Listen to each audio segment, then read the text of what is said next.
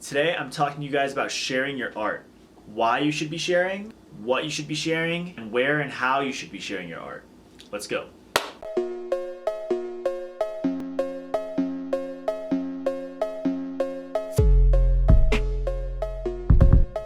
want to say sorry for the change of scenery, guys. I'm actually traveling up in Big Bear for 4th of July with my girlfriend, so I'm not in front of my mural today. So why should you be sharing your art? I get a lot of messages from people asking me how to share their art if they're too nervous, or some reasons why they should share their art that can kind of give them some affirmation as to why they should be sharing their art and showing it to people. And really all it comes down to is one simple answer: community. When you share your art, you're sharing it with a community of people who are like-minded people. This means when you're sharing your art with people, the second you share your art is the second that different artists are able to approach you and recognize that you're also an artist or trying to be an artist. It's really important, no matter what profession you're in, to be surrounded by like-minded people. When you're surrounded by like-minded people, you're able to feed off their ideas and off their energy, and you guys are able to build something together. In terms of artists, this can be things like collaborations, things like inspiration, or things just like advice on how to do something that you don't know how to do. Not only that, but when you're building this network of friends, of artist friends, you guys are going to be constantly building each other up. When I started doing murals, I had no idea what I was doing. I was doing a lot of research to figure out how to do things and the best approaches to take to really save time. But when I started doing murals alongside other muralists and starting to meet people that did murals because I was sharing my murals, this really led way for me to network with these people, for them to give me tips on how to do my murals faster, how to make them more proportional, and really just in general, how to improve myself as a muralist and as an artist. That's why sharing and developing community is so important. So the first part of community is really just your friendships that you're making. A second thing to keep in mind when you're sharing your art is that it can lead to jobs. And jobs can set a totally different career path for you if it's something that you're really taking seriously. For example, when you're sharing your art with people, someone might like your art enough and ask you, can you put this on a pair of shoes? Can you put this on my wall? Can you put this on a shirt? Can you put it on a surfboard? Can you put it on a skateboard? When someone asks you that question, they're getting ready to pay you for your art, right? That just means if you share your art somewhere and someone likes your stuff, they might pay you for it. As you get more accustomed to working with clients and sharing the work that you've done with clients, that really starts to build out a portfolio, which really starts to build out all these different opportunities that you can have in the future working with different clients. Your portfolio can be used for clients, and it can be used to get into shows. So the more you share your art, the more you're going to slowly start to get noticed. When you're getting noticed by different curators, gallery owners, or even just people that put on art walks, or maybe someone that works for the art council for your city, there's a higher chance that they're going to start inviting you to things the more they see you. The more you're sharing things, the more you're getting out there, people are going to start to know who you are, know your name, and know what your work looks like. That's why it's important to stay consistent with sharing your art. The more you share your art, the more people will see it, and the more people will recognize your art and be able to identify that that's your piece and that's your work. And this is really how you start developing yourself as an artist in your personal brand or your professional brand. Third important thing about why you should share your art is for feedback. Now, a lot of people say they don't like to share their art because they don't think that their art is good enough yet, or they don't think their art is professional enough. But when you share your art, it's giving people room for them to be the judge. Let someone else judge your work and let them tell you if they do like your work or don't like your work. Just because you don't like your work doesn't mean that someone else might not love your work. That's why it's important to be able to share and get feedback, because that will ultimately show you the demand for your work. Whether the feedback is positive or negative, you're able to grow from it, right? If you're getting compliments on your work, it's showing something important, which is demand. It's showing that when people like your work, you're starting to generate a demand for your work because people are really enjoying it, and eventually people will be ready to pay for it. If people are giving you constructive criticism about your work, then that's just saying that you need to improve in certain areas, and you'll be able to capture a larger market when you start improving in these different areas. That's why it's important to get feedback, because if you don't have feedback, you'll never know what you're doing right, and you'll never know what you're doing wrong. So those are some big reasons why you should be sharing your art. Now, perhaps the trickiest part to sharing your art is knowing where to do it, how to do it, and what to share. So I like to refer to this as distribution of your art or of your content. There's a couple different ways to go about distributing your art or getting your art in front of different people. First option I want to talk about is going the offline approach, right? Some people don't want to generate this giant following online, which in my opinion, I think is the best way to go about getting more clients and getting more sales is by doing things online, but there are approaches that you can take offline. My personal approach offline is largely dependent on networking. That means meeting the right people to put you into shows, to put you into galleries, or to put you in the right place that you need to be seen, right? To get you certain jobs.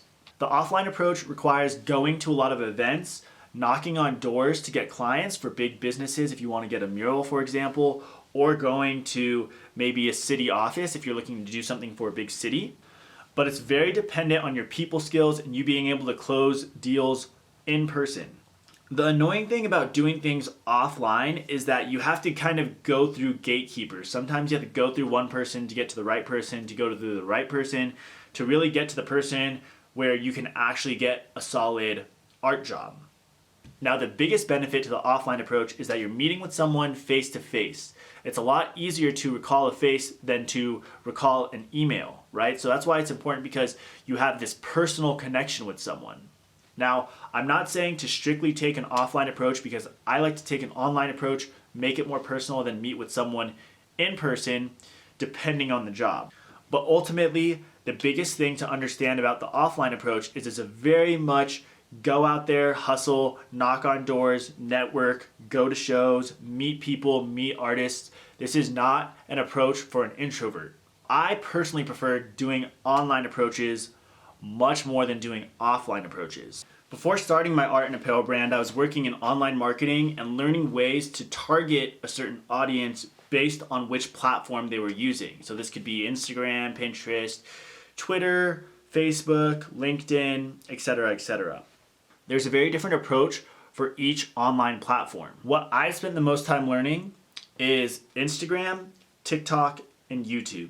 These are the three areas where I spend the most time personally, but that's not to discount Twitter, Pinterest, Facebook, LinkedIn. Probably my biggest piece of online marketing advice for artists right now is to get on TikTok. TikTok used to be this platform for little kids and for all the weird people, but now everyone, their mom and their grandma is on TikTok. If you're not on TikTok, you need to get on ASAP. TikTok is really important because you can get in front of a lot of people really quickly. Unlike other platforms, TikTok isn't just based on how many followers you have for getting reach.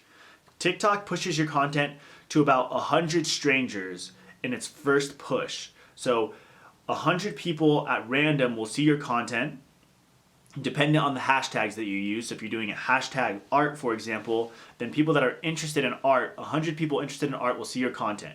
Based on how many people like your video that you posted, it pushes it out to more people. So when you think about Instagram, Facebook, or Twitter, when you're looking at these platforms, if you upload something, only your followers see it. It's really hard for you to get this organic reach to people who don't follow you to see your work. They have to be going through the search or the discover page, and the only way to get on the search or discover page is to have tens of thousands of likes now. TikTok doesn't work like that. TikTok is constantly pushing content to new users, to people that don't follow you. Essentially, TikTok is a gold mine right now for getting followers. TikTok isn't always going to be a gold mine though.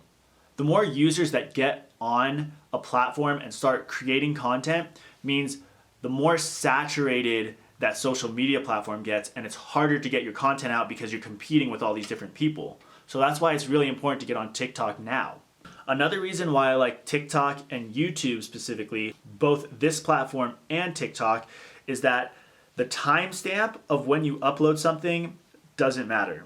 When you post on Facebook, when you post on Twitter, or when you post on Instagram, your post slowly starts to move down the feed as more posts come up. So that means both on your personal page and just in the feed, you're slowly getting pushed down as more posts show up. On TikTok and YouTube, this is not the case.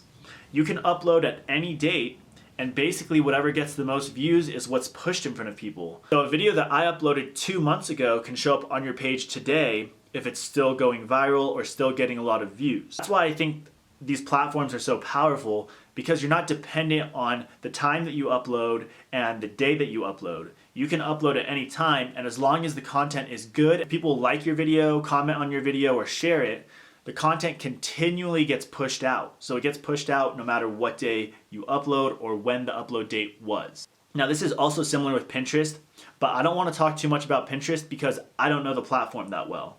That's not to say that you can't build a business or build your art career off Pinterest. I am just not familiar with it, so I don't want to speak to it. In terms of Instagram growth and getting in front of people, I do not recommend paying for ads within the Instagram app. Best way to get in front of people on Instagram is to do Instagram story ads. Not in feed ads, story ads. Story ads.